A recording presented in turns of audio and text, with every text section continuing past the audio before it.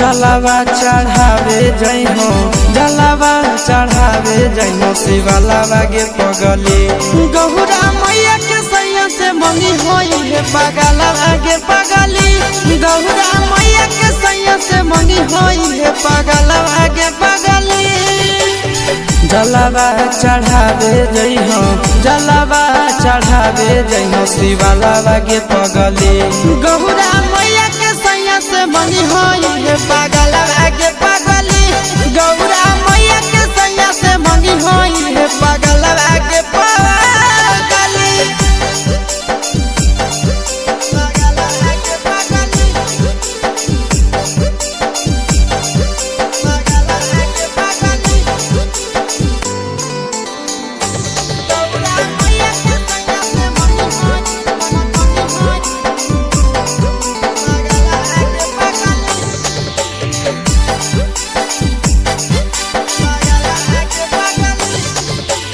सावनों में कदी है भोले बाबा के ढायनावा।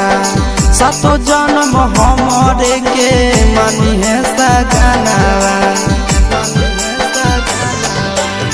सावनों में कदी है भोले बाबा के ढायनावा। सातो जन्म हमरे के मानी है सजनावा। पूजी हो चरनिया, पूजी हो चरनिया मतवालावा के पगली। गौरा मैया के सैया से मंगी है पगलावा के पगली। गौरा मैया के सैया से मंगी है पगलावा के पगली।